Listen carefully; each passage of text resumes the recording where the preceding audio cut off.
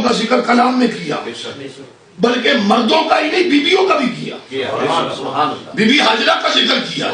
پھر صرف اس پاک بی بی کا ذکر نہیں کیا، بلکہ پاک بی بی جس راہ سے گزری اس کی گزرگاہ کا ذکر کیا.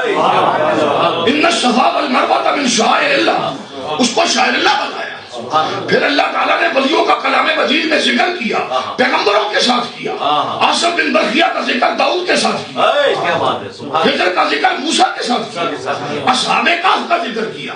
بلکہ صرف اصحاب کہف کا ذکر نہیں کیا، جو ولیوں کا وفادار ہے، جنس ہے کتا، اس کا بھی ذکر کیا. پھر اللہ تعالیٰ نے اس داستان خضر موسیٰ میں ایک ایسی بات فرمائی، ایسی بات کا ذکر کیا.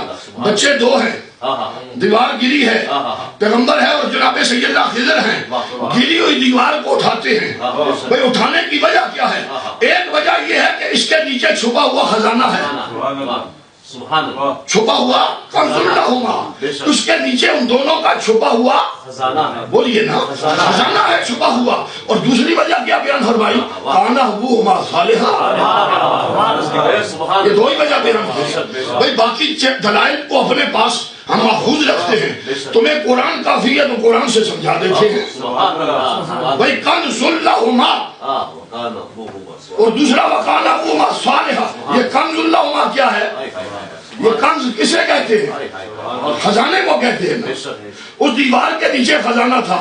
گری ہوئی دیوار کو اٹھانے کا کام ایک پیغمبر اور نبی اور کلیم شان والا نبی موسیٰ علیہ السلام فرماتے ہیں. ایک طرف سے موسیٰ علیہ السلام پکڑتے ہیں اور جناب خضر اس دیوار کو پکڑتے ہیں اور گری ہوئی دیوار کو یوں پکڑ کے سیدھا کر دیتے ہیں. اچھا وجہ کیا ہے؟ شہر والوں نے تو عزت افزائی بھی نہ کی، روٹی کا بھی نہ پوچھا، مہمان نوازی بھی نہ کی. تقاضا یہ تھا کہ چھتر مارتے ان کے منہ پہ.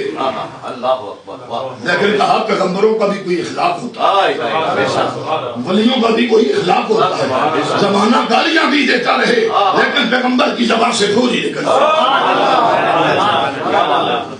گالیاں دینا یہ شریفوں کا کام بولو نا یار. گالیاں دینا شریفوں کا کام نہیں ہے.